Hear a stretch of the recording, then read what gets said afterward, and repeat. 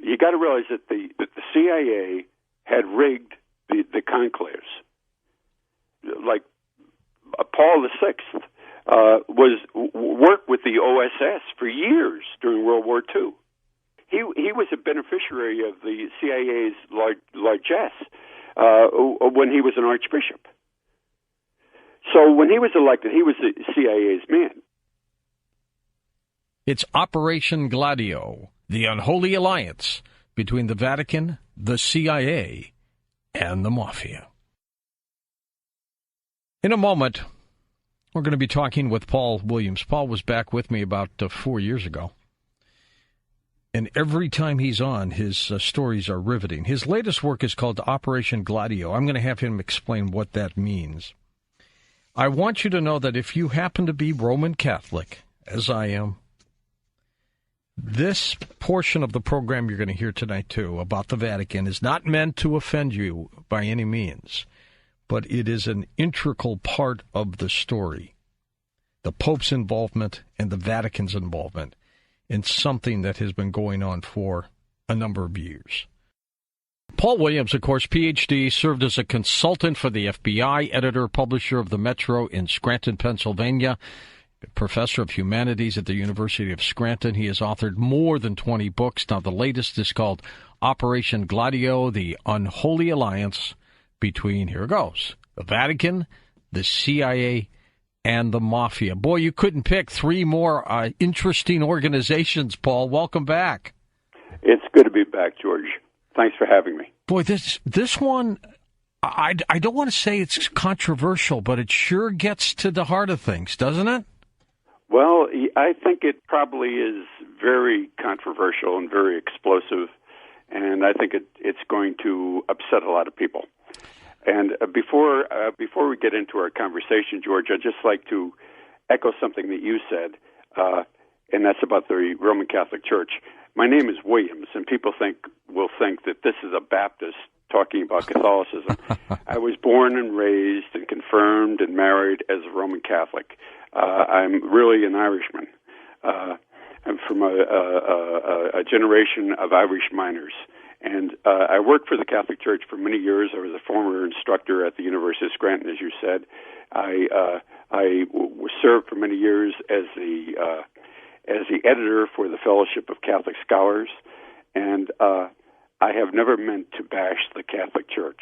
So I have to say that in the beginning. Okay, I am not a Baptist. I am not a Presbyterian. I am a Catholic. I understand. It's a controversial topic here, but it's something that needs to be told. And, when I was talking with my executive producer, Lisa, about this, she says, do you want to go here? And I went, absolutely. I said, we had Paul on before, and what he does is very, very accurate. He does his homework, and there's no hate here. It is a riveting story of what had been going on and what is going on. So let's talk about it. Let's get it out there. So I'm glad you're on tonight, Paul, and I appreciate what you just said, by the way. Well, thank you, George. Operation Gladio. Explain the title. Okay, Gladio is the name of a covert CIA operation that got underway to stop the spread of communism in Western Europe. And it ended up as an undertaking by the industrial military complex to create the so-called New World Order. The name Gladio comes from gladius.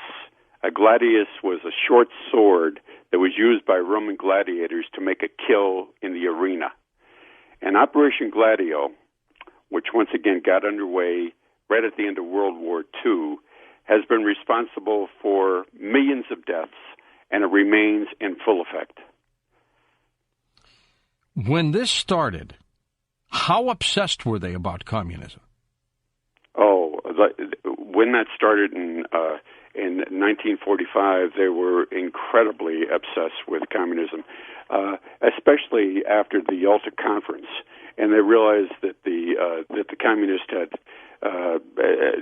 wanted Eastern Europe, they wanted Manchuria, they wanted to spread throughout the world, that they had global aims that would not be confined, and that the threat of communism was even greater than the threat that came from the Third Reich. Alan Dulles came to that decision. He said in 1945, we're fighting the wrong enemy. No, he was right about that. And, of course, Dulles, of course, had his differences with Kennedy. And, his name's been kicked around a lot in the assassination. Yes. But for Gladio in 1945, Dulles was a key figure. He started to meet with people like Nazi General Reinhold Gehlen and Klaus Wolf, SS Commander Klaus Wolf. And with them, he started to set up stay-behind units throughout Western Europe. These units were equipped with ammunition, with weapons, including Kalashnikovs, with explosives, with highly sophisticated radio equipment, and they were set up to thwart a Soviet invasion if that occurred anywhere in Europe. All of these people, these members of the stay-behind units, were either fascist or Nazis. They were trained by U.S. Special Forces, and they remained under U.S. command. Yeah, we thought when the war ended, Paul, they all came home. Not so. Not so. The stay-behind units remain there. And once again, they were set up in Italy by OSS Commander James Jesus Angleton.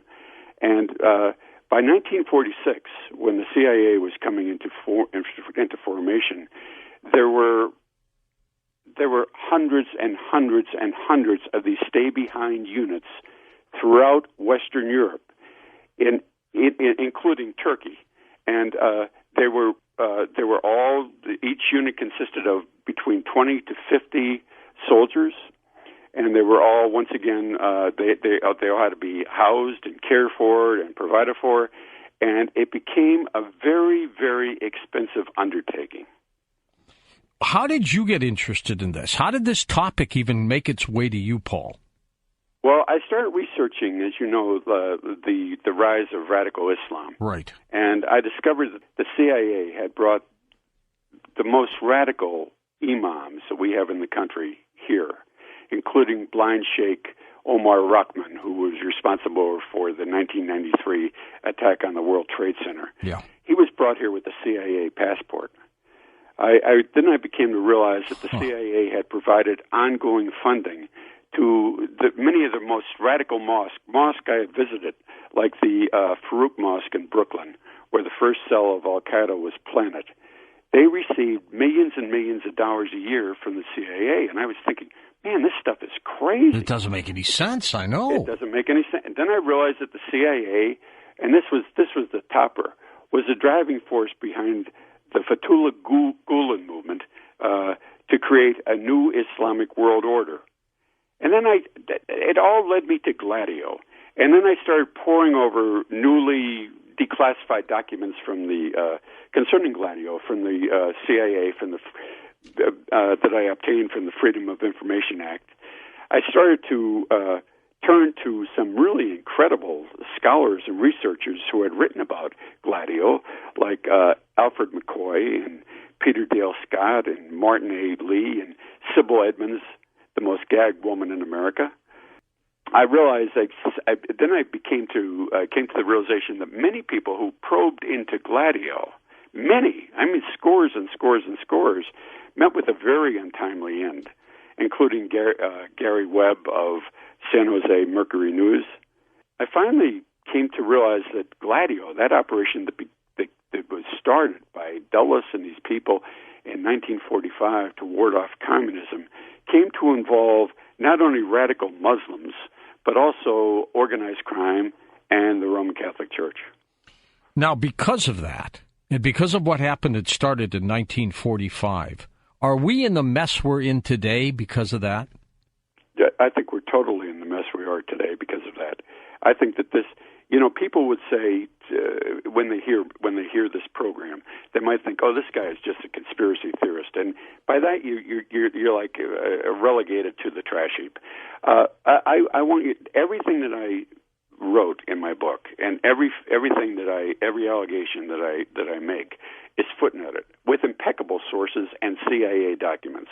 There were over 2,000 footnotes in the book, and therefore, I had to footnote it because the subject is so explosive. It concerns everything that's going on in America today. the loss of her sovereignty, the creation of a new world order, the rise of the Mujahideen, the situation that's taking place right now in Syria, what's taking place in the Ukraine, what's taking place in Central Asia. It's an undertaking. Gladio became an undertaking that became monstrous and in the greatest extent of that word. Truly and truly and truly monstrous. All right, so let us look at this overall package. I want you to give us just an initial overview, Paul, because we're going to get into this in depth. We're going to talk about the Mafia, the CIA, and the Vatican. But give us an overview of this camaraderie between these organizations. Well, the camaraderie, it all started with this, what we were just talking about. You had hundreds of stay-behind units throughout Europe, hundreds of them, in this operation called Gladio. They had to be funded. The money had to come from somewhere. And the resolution to that problem is what unites all these different organizations into one nexus. The answer to the problem of the funding for the CIA and for corporate operations and for Gladio and the stay-behind units came from a guy called by the name of Paul E. Hellawell. Paul E. Hellawell. He served as the chief of special intelligence for the Office of Strategic Services, the OSS, in China. In China at that time, right at the close of World War II, he was working with Chiang Kai-shek. And you got to realize there were two armies in China at that time. There was Mao Zedong's Communist Army and Chiang Kai-shek's National Army. Well, Chiang Kai-shek raised funds for his army by selling opium to addicts throughout China. And to help Chiang, Hellawell established something called civil air transport. There was a fleet of aircraft, like C-47 Dakotas, mm-hmm. C-49 Commandos, and these planes transported opium from Burma to Chiang's headquarters in southern China. And then after he was doing this for a while, Hellawell came up with what he thought was one hell of an idea. The CIA, the new agency that was being created in America, could raise millions and millions and millions for the stay-behind troops by selling opium, by selling heroin to blacks in Harlem and other African-American communities. That was their plan. That was the plan. That was the plan, and it's in the CIA documents. He said the blacks will be suckers for this. He said, look, they already went crazy at their jazz clubs with marijuana, and smack will be a natural for them. He said we can just sell smack to the blacks in Harlem and other black communities at these jazz clubs, and it will. The white people will never touch this stuff because they're too affluent, they're too well off, they're too knowledgeable. They won't go near it. So it will never spread to suburbia or to the white communities. And he came up with this idea of selling heroin to the blacks. And Dulles and William Donovan, who was one of the founders of the CIA, the Central Intelligence Agency, thought this was a splendid idea. They have no souls, Paul. These people, they have no souls. If you read the documents at that time, it's incredibly interesting. I mean, interesting because it's not just soulless, but they all shared the same belief. It wasn't like one guy was just crazy. or had to talk the other ones in. They were all part of it. They were all part of it, and these members of the OSS, including Hellawell, were multimillionaires. They were all from an elite society. They were the creme de la creme. Well, see, now you've just hit a nerve, because I have always contended, Paul, that these people who have so much money don't need anything else. So what they do this out of control and boredom, that they absolutely, truly are really, this is like sex for them. They are enjoying the game, aren't they? Well, this undertaking, it's unbelievable. You know, when you look at the documents, and once again, this isn't just this. All this is if anybody picks up my book, they can go right to the source. They can find the original document mostly online and verify it for themselves. Well, then you got since heroin's involved here.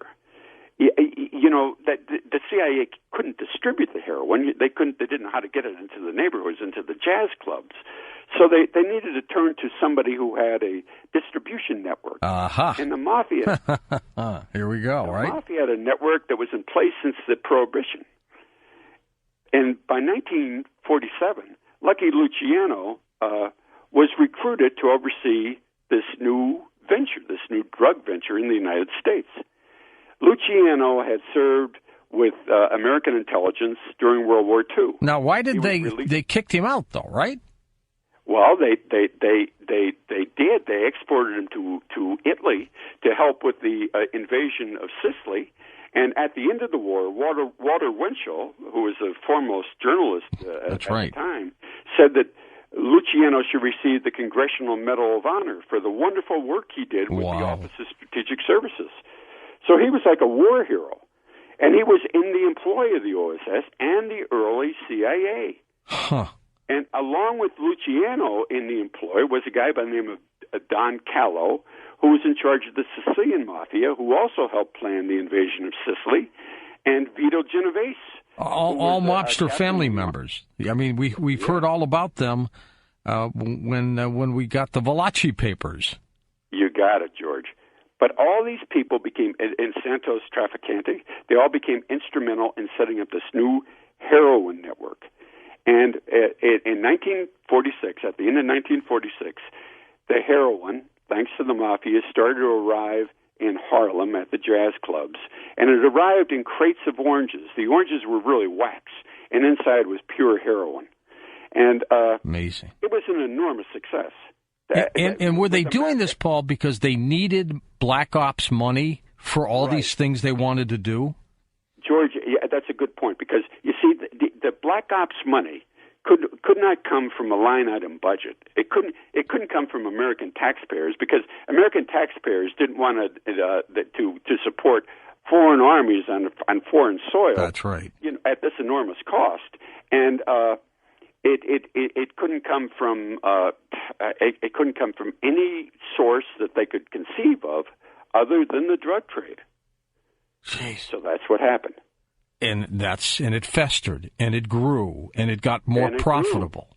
And it became incredibly, millions started to pour into the CIA's coffers for Black Ops. And the mobsters. You got like these jazz greats like Billie Holiday and Navarro, just suddenly, and Charlie Parker. I mean, before that, heroin we only had 20,000 addicts in the United States in 1940. Well, it sure exploded, didn't it? It exploded, and these people, all the jazz greats, almost everyone I can think of, became like a hopeless junkie. Yeah, that's right. Now, I assume the mob was skimming, giving a portion, of course, to the CIA, but I'm sure they kept their portion, didn't they? Oh, they absolutely did. Sure. Truly riveting. So we're talking about raising money, Black Ops money for this organization, for the CIA, because they can't get it from taxpayers. Congress is not going to approve it. And how much did they make? Millions? Billions? Well, you got to realize that as we're speaking right now, it's $1 trillion business. The heroin's the third most valuable commodity in the world. So I'd say quite a lot of money. Okay, so they raised the money. What did they do with it? Well, the first thing they did, once again, I'm cutting back to 1947. I understand. Their main focus at that time was Italy. The communists stood poised to take control of the government. There were more registered communists in Italy than any place else in the free world, and the PCI, the Italian Communist Party, was sweeping all the regional elections, and Pope Pius XII was very concerned that Italy was going to become a communist country. So the CIA, including Donovan and Angleton, met with Pope Pius XII, and they said that we will provide funding, black funds, to to ward off the communist. And but these funds have to go through your bank, through the Vatican Bank. And the Pope, realizing the threat of communism, agreed. And they used the funds, and originally it was about $60 million to prop up the Christian Democratic Party, which was the Catholics' political party in Italy, and to murder some communist leaders, and to bust up communist headquarters. And the Christian Democrats, of course, won the election. But the Vatican Bank was a perfect laundry. It was a sovereign financial institution within a sovereign state. The transactions within the Vatican Bank were not subject to any scrutiny by any outside agency, and the records could not be subpoenaed by any court of law. And it was a huge bank. It was a huge bank, right? And by the relationship between the CIA and the Vatican just continued to grow. The CIA established the Vatican desk in 1950. And by that time, the CIA, without the American people knowing it, was shelling out $20 million a year to the Pope just for his personal purse to spend as he saw fit. And the Vatican, and this is interesting, became the principal repository for the CIA's most confidential documents, including all the documents related to the development of nuclear weapons. They kept them at the Vatican? At the Vatican. And they all came to light in 2007. There was a case taken against them by Holocaust survivors, and they uncovered all these documents. This is going back in 2007. The case was called Alpern versus the Vatican Bank, and they uncovered all these CIA documents going back to the 1940s regarding the development of nuclear weapons, all housed at the Vatican. So, yeah, I mean, the relationship there became very, very, very, very close. And the CIA, as a matter of fact, began to bug the Vatican and to really rig the papal conclaves to elect the Pope. And the CIA, as a matter of fact, began to bug the Vatican and to really rig the papal conclaves to elect the Pope. Now, did the CIA initiate false flag attacks anywhere? Oh, are you kidding me? Well, that in Italy, what they wanted to do is they wanted to make the communists look like murderous barbarians. So, what they would do is they would like plant a bomb in some place. A bomb would be detonated, and they would blame it on the Red Brigades. From January the 1st, 1969 to December 31st, 1987. Once again, this is all part of Gladio. 15,000 false flag attacks were monitored by the CIA and blamed on the commies. The most noted of these attacks were probably Piazza Fontana and Brescia, and of course the Bologna bombing. But it was very common. People grew to hate the communists because so many civilians were being killed. But are we seeing the same thing today with groups like ISIS? Yet when you watch these videos or you hear stories of burning, captured pilots or beheading people, I am assuming that's real. George, what I can tell you is this: that ISIS was created by us. Yes, I agree with that. The General Valley, who is a spokesman on Fox News, you see all the time, and John McCain were instrumental in the creation of ISIS. That is fact. It was all meant, of course, to oust Assad from power, and right now they're a false flag group that was created by us.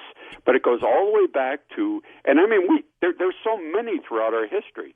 Look at we had the drug network that was set up from Southeast Asia, from the Golden Triangle. And what we did when that came in jeopardy, when the Viet Cong came to power, and that the flow of drugs from Thailand and Laos and Burma was jeopardized because Saigon was a distribution center, what happened? In 1964, Lyndon Baines Johnson appeared on television, and he said, look it, the North Vietnamese have just attacked our ship in the Gulf of Tonkin. There were bodies of American sailors floating throughout the Gulf of Tonkin. They fired on us, and we didn't do anything. This is an act of war. And what happened because of it never took place. The North Vietnamese never fired on any of our ships. None of that ever took place. There were no sailors floating in the Gulf of Tonkin. No American was killed. It was all a false alarm, a report of a false attack that never took place. I agree. And because of that, George, we entered the Vietnam conflict, and at the end of the day, 1.3 million people were killed. And it was all because of a lie. Yeah. So, yeah, I mean, this was all part of Gladio. Now, this is where it gets controversial. You say that our current Pope was involved in Gladio. Explain that. Well, our current Pope, look, Gladio was not just confined to Italy and to Western Europe. I mean, there were attacks besides Bologna that were occurring, at the same time, monumental attacks. But in South America, Operation Gladio became known as Operation Condor. And this represented, once again, an attempt to suppress liberation theology and to do away with communism and to set up right-wing dictatorships. The first part of Operation Condor there was the overthrow of Salvador Allende in Chile and the installation of Hugo Banzer Suarez in Bolivia. But in Argentina, we mounted a coup that was led by General Jorge Videla, who was a very good friend of Jorge Maria Bergoglio, who is the current pope. And this coup in Argentina, going back in 1976, was supervised by Henry Kissinger. And Videla launched a purge of all the leftists in Argentina, and over 30,000 Argentines disappeared. And they disappeared because they were loaded on cargo planes. They were flown to the middle of the ocean and thrown off the planes. What? 30,000 people dumped into the ocean? 30,000. And the Catholic Church supported Videla, and it supported the junta. Did these people think they were fleeing Argentina, or what? Oh, no. It's all documented now. Why did they get on the plane? They were forced on the plane. Oh, they were forced on the plane. They were rounded up, forced on the plane in cargo planes, transported over the ocean, and dumped off. And 30,000, at least 30,000. That's at a minimum, disappeared. They're all in these cargo planes. They open up the back door and they probably fly at an angle and they slide down or something, no? And in addition to that, between 1976 and 1983, over 7 dissidents were killed every day in Buenos Aires.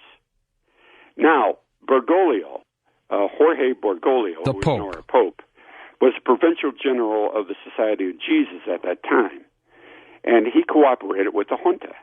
And this is what is not known, what Americans should know. Did he have a choice? He handed over 2 of his priests, 2 Jesuit priests, and members of their congregation to the junta because they espoused liberation theology.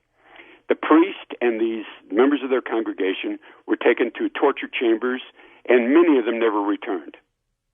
Now, the proof of Bergoglio's participation in the dirty war, in what took place there, was found in the archives of Argentina's Ministry of Foreign Affairs. And get this, Bergoglio has been charged in a court of law in Buenos Aires with crimes against humanity. He has never answered that charge. How come nobody ever knew this, Paul? How come? Nobody. He's the only pope in history who has ever been charged with crimes against humanity. So if a reporter was interviewing him, let's say he comes to the United States, and brings up this subject, which I bet nobody has ever brought up to him, what would he do? What would he say? He'd blanch, because, look, it's a matter of fact. There's a charge, a criminal charge against Bergoglio for his participation in the dirty war. And you, like it or not, people could say, "Oh, we really love Pope Francis. He's such a mild." He took part in that that enterprise, and his hands are bloody. That's shocking. Truly shocking. Truly shocking, but true. Well, I mean, it's only part of it. Look at another thing about Bergoglio. If people have any question, the Vatican has been a laundry for drug money for decades. What has he done about that? He said, "Oh, we're going to reform it." Well, guess what?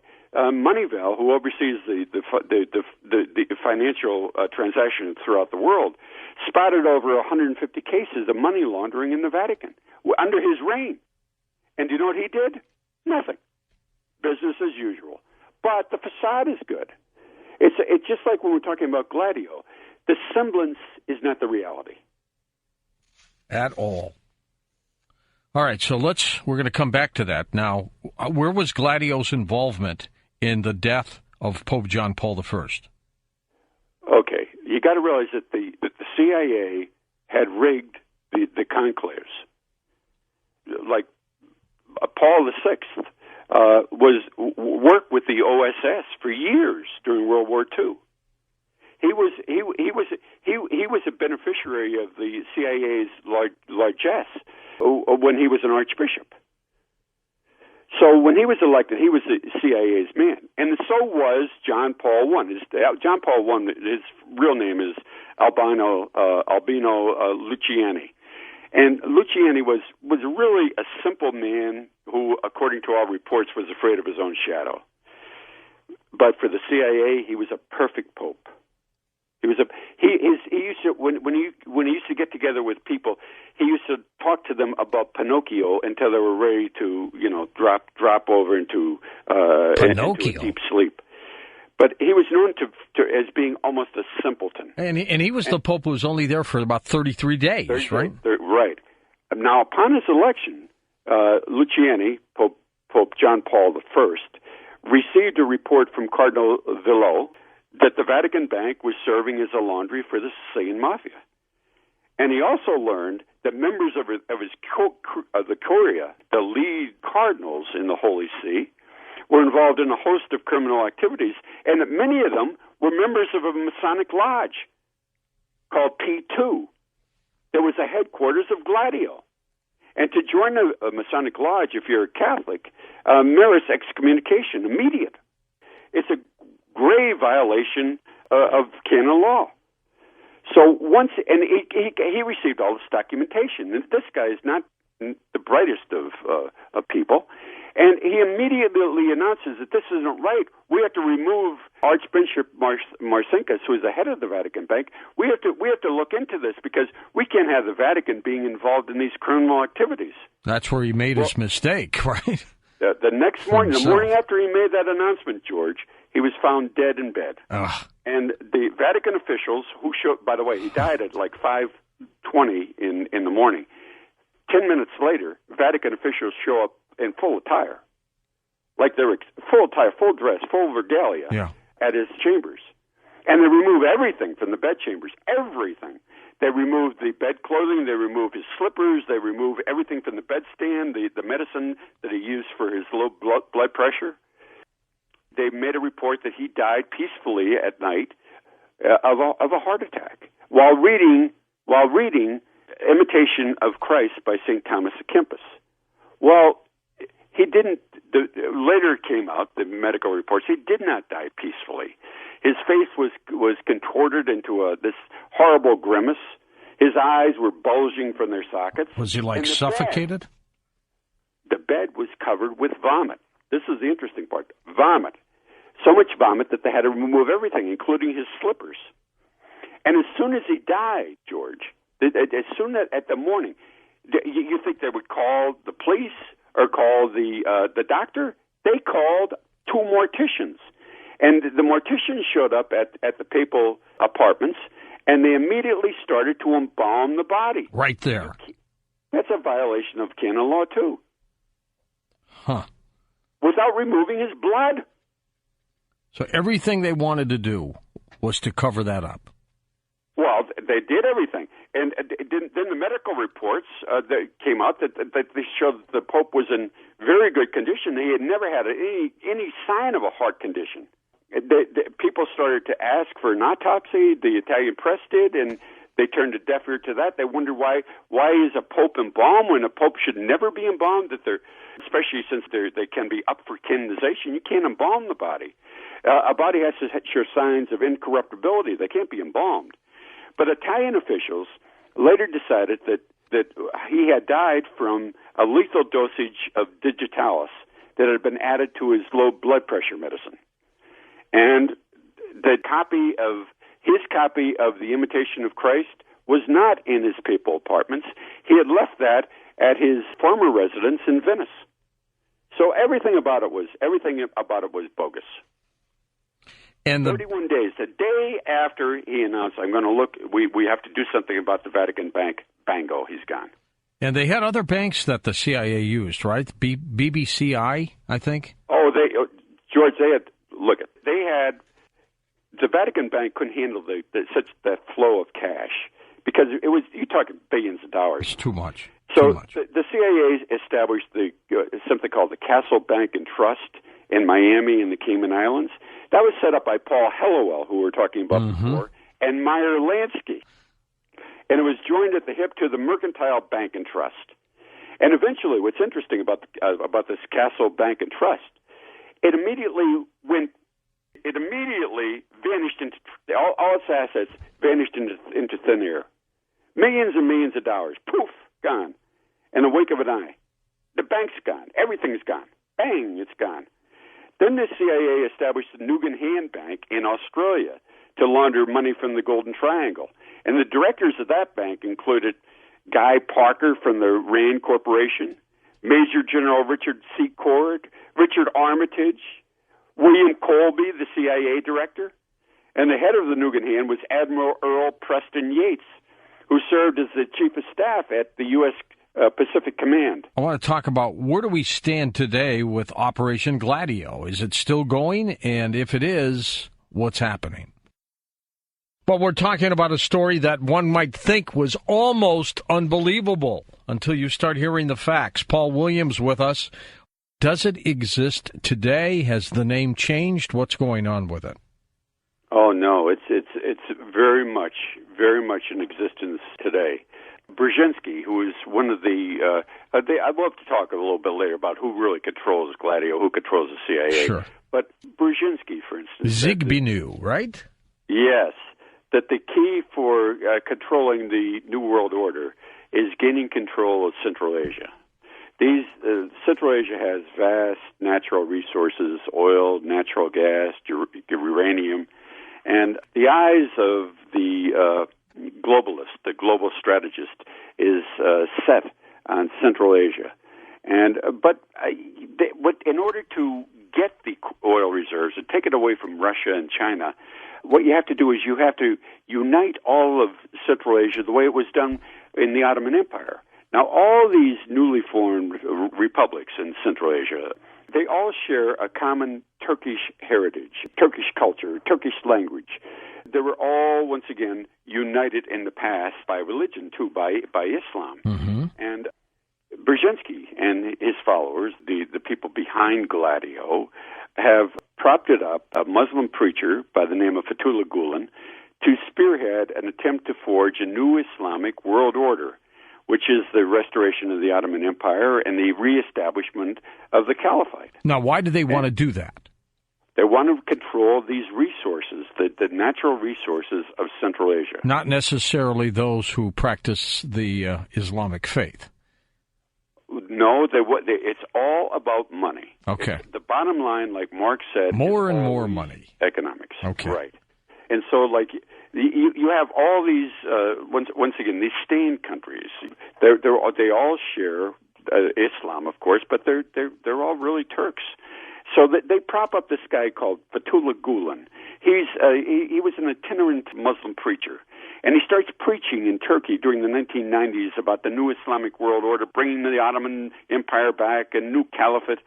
With CIA funding, Fethullah Gulen, purchases the leading media outlets in Turkey. He buys up the leading newspapers, the television networks, the radio stations. He purchases universities, businesses, and centralized banks. We're talking about the expenditure of billions and billions and billions of dollars. Gulen establishes in Turkey his own political party called the Justice and Development Party, which seeks in 1999 to topple the Turkey's secular government, to put up this new Islamic world order. Gulen is charged with sedition, and he's forced to leave the country.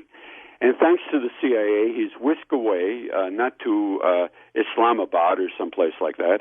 He's taken to the Pocono Mountains of Pennsylvania, where he continues to attempt to forge the new Islamic world order. From his place in Pennsylvania, and I've visited there several times, he has established hundreds of schools throughout Turkey and Central Asia. They're all aimed at uniting students in the creation of a universal caliphate. The schools throughout Central Asia are staffed by English teachers who are CIA operatives. He has also set up, thanks to U.S. taxpayers, hundreds of schools throughout the United States. And these schools exist for one purpose, which is to bring about this new Islamic world order. Now, recently, thanks to such outstanding spooks, CIA spooks as Morton Abramovich and Graham Fuller, Gulen has been granted a permanent U.S. residency status on the grounds that he's a noted scholar and a wonderful educator, an educator par none. Well, Gulen can't speak a word of English. He has never written a book, he has never delivered a lecture, and he has a third-grade education. But according to the court records that I unearthed regarding his permanent residency status, get this, George, Gulen has, now you got to realize this guy's third-grade education, came from nowhere, Muslim preacher, has $50 billion in assets. 50 billion? Billion, right. Nice. So the people in Turkey all know about Gulen. They all know about the CIA, and I'm popular. Well, my book, Operation Gladio, sell very well there. In the United States, most people don't know about Let me ask you this, Paul, though. We've got an emissary out there, so-called, Vladimir Putin, out there in Russia, trying to do his thing, totally opposite of what the CIA-driven group is trying to do. Right. When did they eventually really butt heads? I don't think it's the Ukraine. When is it going to really explode? Well, that is really, in Ukraine, of course, right now you have false flag attacks that are, they're everywhere. Blamed on people in the Ukraine who are Russians, who are supporters of Putin. And they're really, these assassinations, these shootings into the crowds and stuff are, even like that disappearance of that Malaysian jet, all that is very, very, very questionable. And the fingerprints of the CIA are all over all of it. But it started, it has really never stopped. Even with the fall of the Soviet Union, no matter what Russia has done, we continue to depict them as like the utmost enemy that has to be destroyed. Putin is the only one who has stood up to radical Islam. Putin is a good look at. Putin established a huge cross in Syria. Putin, is a nationalist. Unlike the globalist, he doesn't want to create a new world order. He wants Russia. Just like Americans should define their country as a place with borders and as a people who are united by blood and heritage, not by a piece of paper. So, Putin is the enemy for the New World Order. He's the enemy of the Council on Foreign Relations, of the Trilateral Commission. And therefore, he has to be depicted in the worst possible terms. There's even talk among neoconservatives right now of going to war with Russia. It is absolutely crazy. I saw a story, again, it's internet-based, so you got to take it with a grain of salt, that Putin is going to release a report saying that 9/11 was a false flag and that it was done within the United States. Now, I don't know if that's just internet chatter or what, but I'm starting to hear that, Paul. Have you heard that? I've heard that, too. I've heard that, too. Well, let's realize, that there's something very suspicious about the events surrounding 9/11 and our involvement in Afghanistan. And by the way, I want folks to know again that you have been a consultant to the FBI. You're just not some guy flying in with a bunch of theories here. Go ahead. Right, well, even more than that, I am primarily a journalist, and they had a background in PhD. I studied with monks, as a matter of fact, patristics and Latin at St. Mary's Abbey in Morristown, New Jersey. But I mean, I had that training to unearth facts that way and to pay attention to details. But I am only a journalist. I gather information and I report it. And I document everything that I say. Everything is documented, very carefully in the book.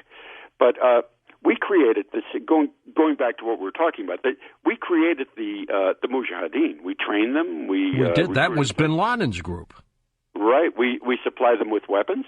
Between 1979 and 1989, the CIA provided more than $3 billion in black aid to the Mujahideen, who became the Taliban, and we wanted to get them to get the Soviets out, which they did. Then they became the Taliban, and then we had problems with them. What happened?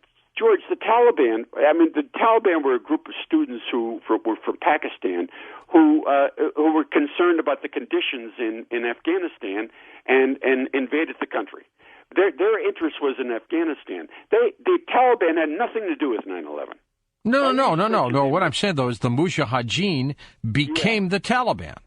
Those freedom fighters that we supported to get the Soviets out then went into Afghanistan. They ran the government, and then we had problems with the same people that we supported. That seems... Right. Well, do you know what the problem was? And on January 27th, 2000, the Taliban, who was now in control of Afghanistan, announced a ban on poppy production. That's right. That was their death knell. That was it. January 27th, 2000. And didn't they protest? They protested a pipeline? Yeah, but the poppy harvest at that time fell from 4,600 tons in 1999 to 81 tons in 2001. The source of all of the covert funding of all these operations of the creation of the new world order all depends on heroin. All drugs. So the poppy fields are being eradicated, and guess what happens? 9/11, and guess what? We have to invade Afghanistan. Well, you can kind of understand that, George. Yeah, because I see that. Heroin is now a $1 trillion business. That narco dollars are really the lifeblood of our economy. Have we given the cocaine profits to the cartels? Have we just simply said, "All right, you folks can deal with the coke. We're gonna just handle the heroin"? Oh no! We handle the cocaine as well. You got to realize that we mounted that the coup in Bolivia with Hugo Benzer Suarez, and to fund that coup, the CIA planted coca trees throughout Bolivia, and the coca was exported to the Colombian drug cartels for refinement into cocaine. And in this way, once again, going back to the early 70s, the CIA entered into the cocaine business. And the funding from the cocaine was laundered through Vatican holding companies in Panama and the Bahamas. Cocaine, one company that was used for the cocaine profits that the cartels used to use was called Cisalpine Overseas Bank in the Bahamas, and that was really set up by the Vatican. Jeez. It was a beautiful operation. Cisalpine consisted of, it was a bank, and it consisted of a desk, a secretary, and a telephone. And on any given day, they received $75 million in deposits. In cash. In cash. Somebody would fly there, and off they'd go. Yep. Cisalpine was owned by the Vatican. Marcinkus, the head of the Vatican Bank, sat on the board. And once it went into the bank, then where did it go? Well, a lot of it, was channeled back into the Vatican, and a lot of it was used by the CIA to purchase arms, Remember that? By purchasing arms for these right-wing groups and to mount coups throughout Central America and throughout Latin America that were persistent, for decades. If we weren't doing it, we being the CIA, would somebody else be doing it? No. You don't think so? I don't think anybody else is quite that evil. And once again, it's not... You got to look, George. Who is behind these operations? It's not like the ordinary CIA, spy rings, right? It really isn't that. Who's in charge of Gladio? Well, the CIA at the time of its inception it was a very elite organization. Its members came from Wall Street, from the national news media. Almost all of them were from Ivy League schools. The list includes Alan Dulles, who was a senior partner of Sullivan and Cromwell on Wall Street, Philip Graham, the owner of the Washington Post, William F. Buckley, whom I used to write for, Yale graduate and the son of a prominent oil baron, Chiaffi, the principal heir of the Mellon banking fortune, members of the Vanderbilt, Carnegie, Rockefeller, and DuPont families. They were the ones that set up the CIA, and they had one thing in common. They were all members of the Council on Foreign Relations. Ah, yes, the good CFR. CFR. And the CFR, according to Rear Admiral Chester Ward, was a member of a very prominent member of CFR, so the purpose of the CFR is the elimination of American sovereignty and the creation of a one-world government. Well, they've been trying to do that, but they can't seem to get there. They are there. What do you mean There's a World Bank. George, there's a World Bank. There's a World Court. You remember that situation in McMaster? They wanted to try me in The Hague. Yeah. I'm an American. Yeah. What I said to you as an American. I was carried over the airwaves. I was sued in Canada, and they wanted to try me in The Hague. How did you get out of that? I won. I never apologized. I never retracted. Did you have to get a lawyer or what? Oh yeah. What yeah. did that cost you? A fortune. I bet. Oh yeah. All right. How about the Trilateral Commission? Who the heck are they? Same people? Oh, the Trilateral Commission within the Council on Foreign Relations. By the way, going back to them just for a second, since the close of World War II, you look at who controls the State Department. The State Department controls everything that we do internationally. So who's been in control of the State Department? Dean Acheson, John Foster Dulles, Dean Rusk, William Rogers, Henry Kissinger, Cyrus Vance, Warren Christopher, Edmund Muskie, Alexander Haig, George Shultz, James Baker, Warren Christopher, Madeleine Albright, Colin Powell, Condoleezza Rice, Hillary Clinton, John Kerry, all have one thing in common. They're all members of the Council on Foreign Relations. And that's why we haven't had any change in direction of our policy in decades. And we never will. Yeah. We never will. But the Trilateral Commission, David Rockefeller formed an elite group within the Trilateral Commission in 1973. And ostensibly, the purpose of the Trilateral Commission is to foster closer cooperation among North America, Western Europe, and Japan. But according to Barry Goldwater, who I really believed, God rest his soul, the Trilateral Commission was really set up to be a skillful, coordinated effort to seize control and consolidate the four centers of power. Paul, are these people acting at all at our behest, trying to do things for us? No. I don't think so, George. I think that the interest... You mean for America? Yeah, for us, America. They want to do away with America. They want to do away with our sovereignty. They want to do away with any concept we have of America as a land with real borders and a people who are united by religion, by heritage, by history. They want to do away with that. Why do we let them do what they're doing then? Why? Because, George, they are. It's very nefarious. For instance, I can answer the question: why can you only hear a report like this on your show? And that's because they have tentacles everywhere. They initiated in the 1960s something called Operation Nightingale.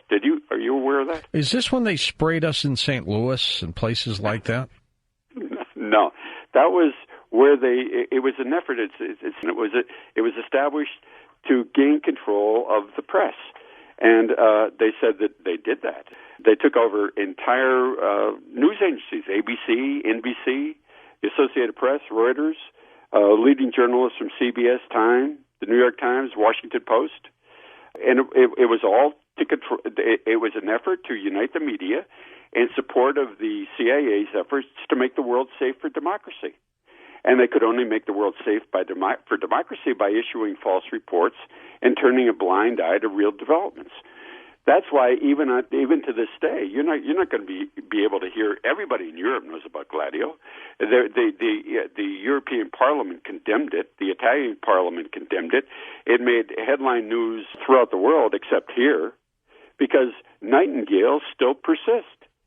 Paul, is it as big today as it was back in 1945 when it started?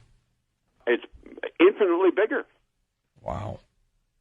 Every year it grows exponentially because a couple of years ago I could at least be on Fox News talking about some of this, but not anymore. I mean, Murdoch is a leading figure in Council on Foreign Relations and Trilateral. The News Corporation, the Council on Foreign Relations has business partners. News Corporation is very big in that. Lockheed Martin, all the big banks, all the international banks, they're all part of that. It's nefarious.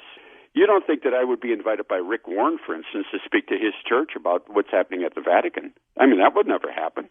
I'm not going to be invited on O'Reilly to talk about, what the News Corporation is doing with the New World Order. The only place I'm going to end up is the place where I want to be, and that's right here at Coast to Coast with George Norrie. Well, here you are. There I am.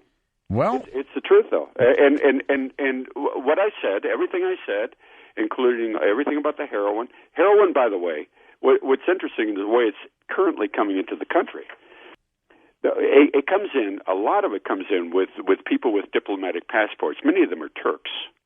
And they just come in with suitcases loaded with heroin, and they have diplomatic immunity. And there's been news reports that have been substantiated about the Turks coming in with.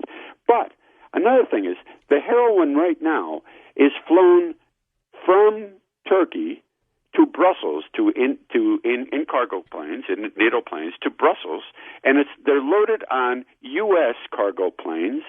And the heroin is transported, get this, I substantiated it, to the Andrews Air Force Base in New Jersey. Now, do they know about it? That's where it's coming in. Do some of the military from there to Patterson, New Jersey, and to Chicago. And you're not going to hear that on the news. You're only going to hear that here. Some of the military folks who are there, stationed there, do they know this is happening? No, they don't know it's happening, but it is happening. During the Vietnam War, nobody took the heroin was coming in body bags. So now, look into your crystal ball, Paul, and with this going on, where are we headed over the next 5 or 10 years? Well, in more and more, we're going to see globalism. We're going to see the stress for one world government, one world bank. We already have. One world currency they're already talking about in China and the United States. We're going to be talking about we have a new world court in a one world court. We have Francis now talking about a one world religion, saying that Muslims worship the same true God as us. So I think you're going to see more and more globalism. Less and less a sense of what it is to be a Yank or a Canadian or a person of any nationality, a person with defined beliefs. That's going to be done away with. A person with certain creeds, that's going to be done away with, because it's all making this way for us to be part of a new world order. And every day it's coming more and more to fruition. And it's being done by the Trilateral Commission and all these businesses, major businesses, international banks, international businesses, who don't want tariffs. They want to sell their goods to everybody throughout the world, and they don't want American products. They want American products that they can make as cheaply as possible in third world countries. And more and more and more, the middle class is going to disappear, and the geostrategists are going to be more and more successful. Truly remarkable, truly scary as well. Well, it has been going on so long. We relinquish more and more of our beliefs every year. You got to realize, in 2008, every presidential candidate or presidential contender, Hillary Clinton, Barack Obama, every single one of them, McCain, Sarah, every one of them was against same-sex marriage. Look what happened in 4 years. The beliefs have changed just in a short amount of time. Are they out of control? Oh, no, they're very much. I mean, will anybody start a nuclear war? Oh, yeah. That will happen on American soil. I said that on the Nuri show before. But that will happen here. That will be one of the ultimate false flag attacks. But that will occur. And it will be the reason for us to enter to invade another country and to further the cause of globalization. That will occur. Will it be like a dirty bomb in a suitcase? What will it be? A dirty bomb, George.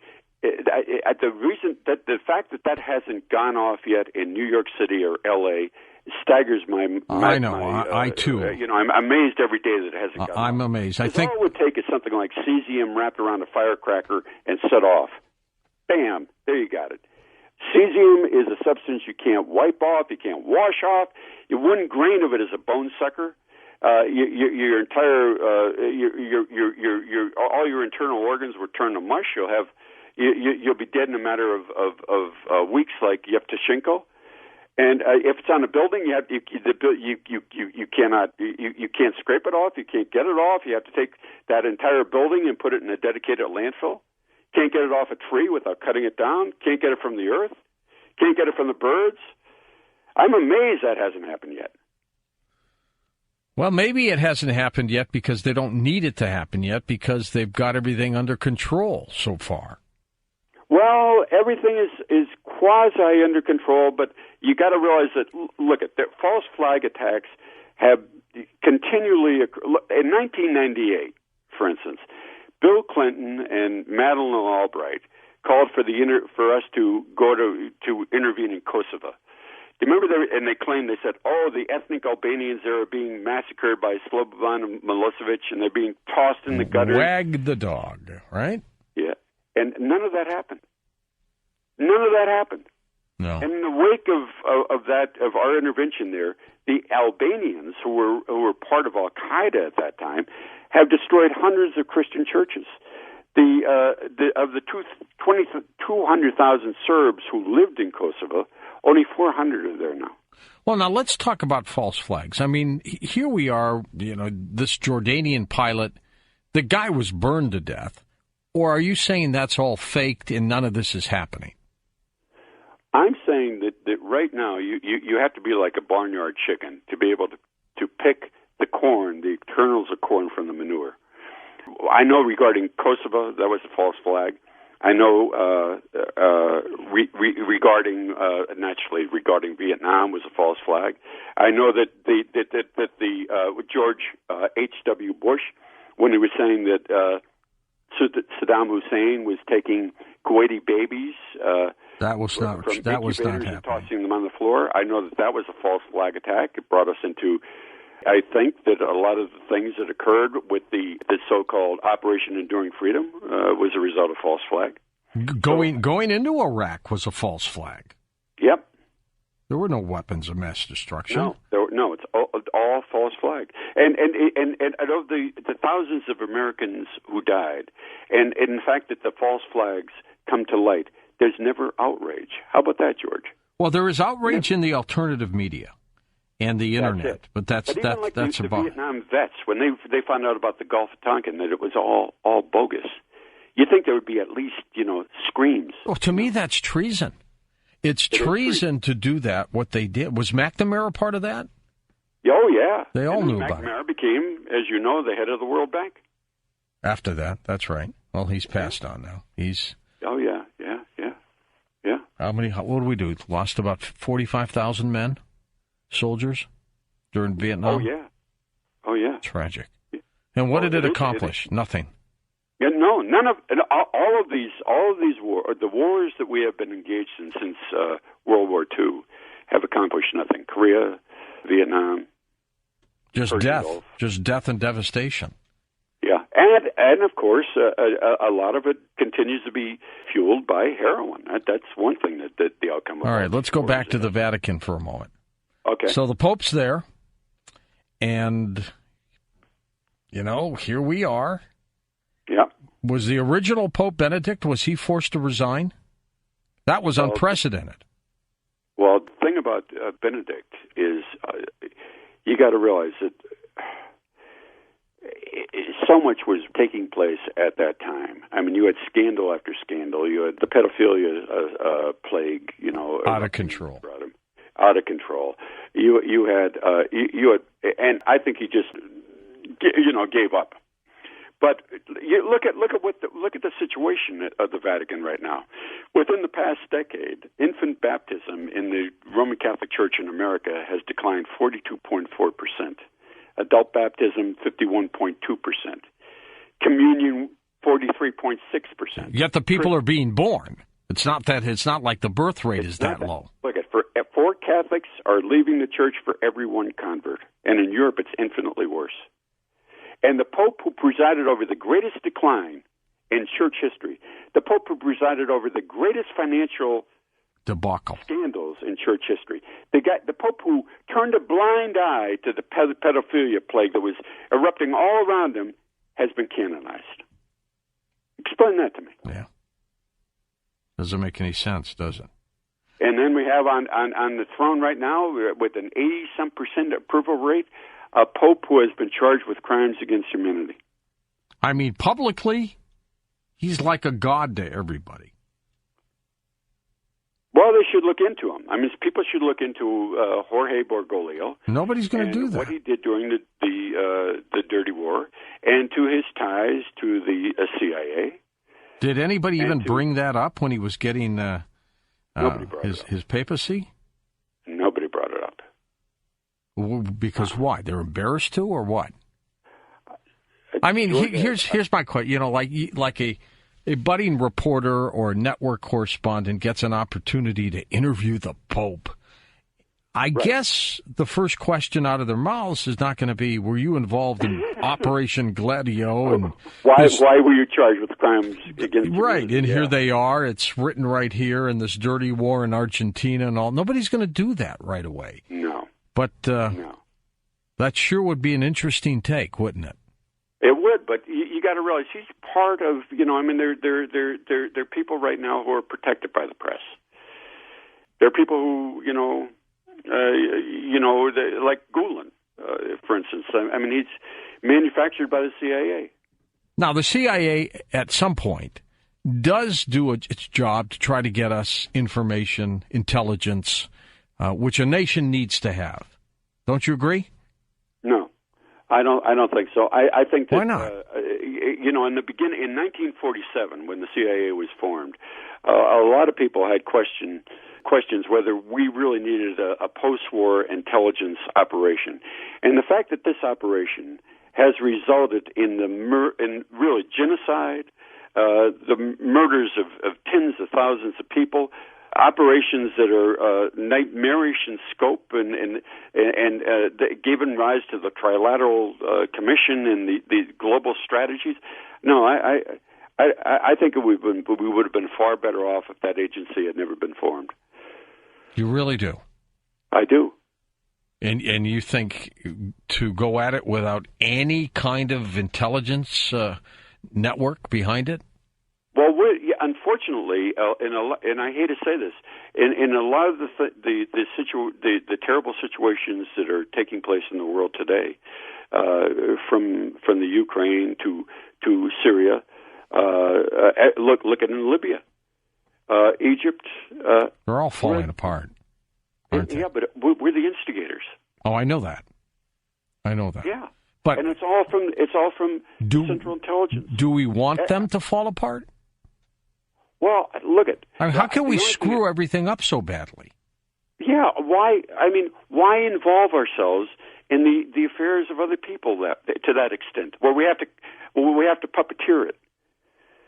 I think that's really the danger. Why do we have to control them? If the people in Bangladesh, okay, if they want to worship monkey gods, and if they want to eat their manure, okay.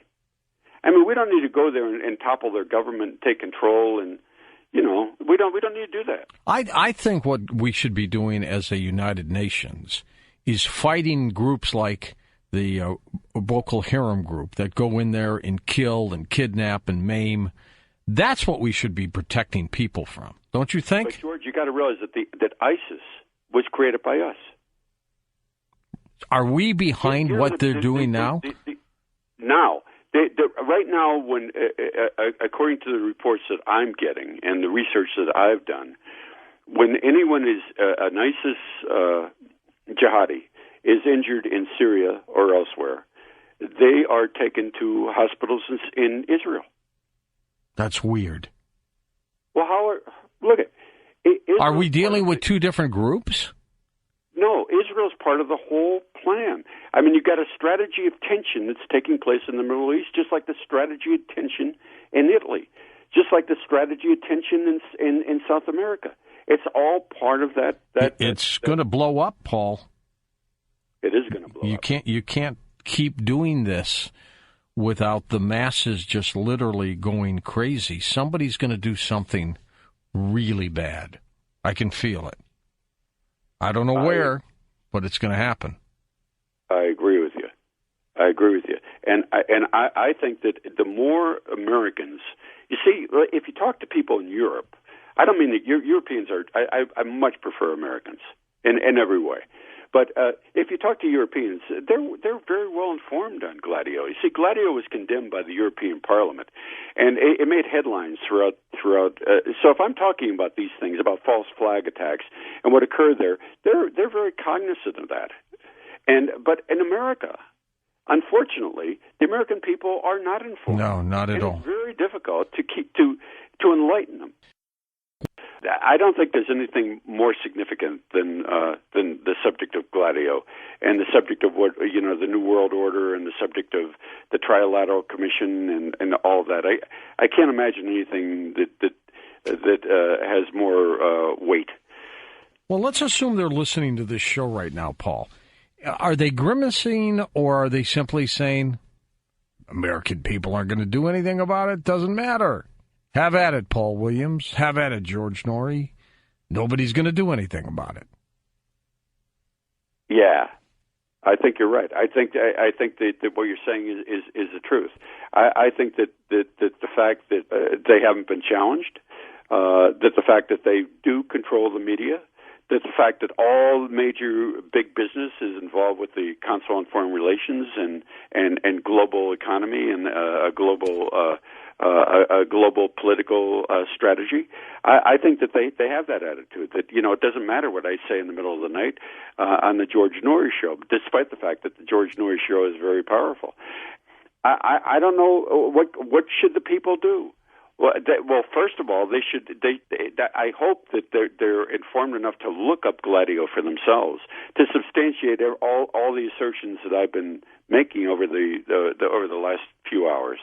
That they become aware that we have been involved in covert undertakings that have been horrific, and that have resulted in genocide and mass murder and financial devastation. What the semblance that you see is not the reality. That there are real forces working in the shadows that manipulate almost everything that the American people see and do and think. That they can manipulate your thoughts and your beliefs. But I think the more people become aware through shows like this, I think a show like this is vitally important. So I'm delighted to do it. And I just hope and pray that at the close of this conversation, the people will look into Gladio and will look into what the CIA is doing and will look into our involvement in false flag attacks throughout the world. They will. Now, if I do that, then I've done a powerful amount of good.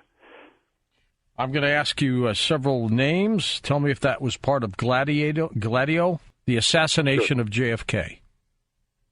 Yeah. The assassination of Martin Luther King. Yeah. Robert Kennedy. Yeah. Look, at 80% of the American people know what happened with the Kennedy assassination. That the reports are not accurate. But once again, once you question that, you're labeled a conspiracy theorist, and that relegates you to the junk heap of the media. Was Hoover part of all of this? Hoover was not. Hoover was at odds with the CIA from the time of its inception. So I'm not aware that even the FBI, since it's a domestic agency, really played that key of a figure in the operation, and because once again it was all international. It all concerned the FBI. You got to realize that even they were prohibited because they were not informed of making a major drug bust did not occur in the United States until late into the 1970s, despite the fact that heroin had become a plague. So that in itself is very telling that the FBI was not aware of what the CIA was doing. And what's interesting is not only the list of people who are members of the CFR, but the list of corporations that are involved in CFR as well. I think that's scary. What do you think is the scariest part of all of this, Paul, when you started researching it? From 45 to even now, is there a single one thing that just knocks you out?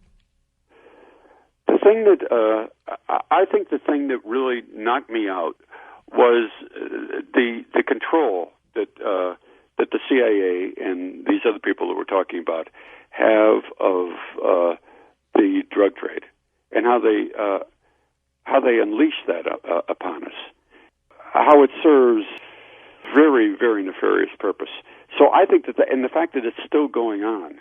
And people are still not aware that, like the troops in Afghanistan, look, they couldn't fire at the enemy, but one thing that they really couldn't do is they couldn't step on the poppies. They couldn't go into the poppy fields. Look, we had a chance in Afghanistan to eradicate all those poppy fields.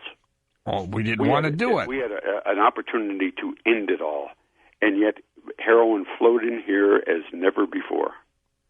And the fact that heroin can flow in the way it does shows me that anything can flow into this country. Do we have American troops guarding those poppy fields? Yep. Yep. I had nephews over there. I just talked to a young man who came back, but definitely, yep. They're there. You were not allowed to go into the poppy fields. You weren't allowed to step on one crop. It was all part of the strategy of tension.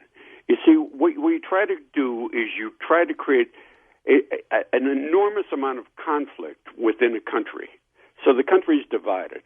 So you have, in Iraq right now, you have the Sunnis against the Shia and the Kurds. So you have a situation right now that plays very well for Israel and plays very well for our concerns there, especially the creation of the Islamic pipeline that's going to go from Iran into Europe. I mean, that strategy of tension is something that was developed by the CIA, but you can see it crystallized right in Iraq. I think that was our purpose for the invasion. Paul, look, they had a secular government there to start with. During the 1980s, Saddam Hussein was called the Lion of the Middle East. He was one of our heroes. We sided with him. Of course we do. There's a picture of Rumsfeld shaking his hand in the 80s. Yes. And then suddenly he's a devil incarnate. He's taking babies off incubators and killing them by the dozens. So yeah, I think that I think that we are instigating that strategy there, just like we are doing in the Ukraine, and it's all part of Gladio. So why haven't we done anything with the Saudis, who behead people? They don't allow women to drive. They may be as back as any country I've ever seen. That is a good $64 question, because you would think that people who are should be accused of barbarity. The Saudis would top my list. They still crucify people there. You can't a Christian or a Jew or anybody who's not a Saudi you can't own a grain of sand there, but. They are part of the. I think with their oil reserves and their petrodollars, they are engineering along with the Israelis, who I think they're working in tandem with them. This new order, that is a development that really boggles my mind. But it's definitely true that Israel is instigating that strategy of tension. There's a greater Zionist plan that involves Saudi Arabia, by the way, as an anchor, to create this constant chaos in Lebanon and in Syria and in Iran and in Iraq that would all serve Israeli interests, take the eyes of the Mideastern world away from Israel to therefore protect Israel. But they have certainly, with the Saudis, instituted this, and the CIA instituted this strategy. And the fact that ISIS, and for these fighters to join ISIS, to go to Syria, they have to travel through. First of all, they have to go through Jordan, or they're going to go through Israel. So, how do they get there? How are they transported there? And the fact that more and more very verifiable reports are arriving that their soldiers are being treated in Israel, and the fact that they're Sunni and in the midst of this Shia, the formation of the Shia Crescent. The Saudis' hand is right there as well. And the money, somebody's financing them. Oh yeah. Well, that's all from the drugs. It's all from drugs, arms. I mean, they probably have as much as most little nations.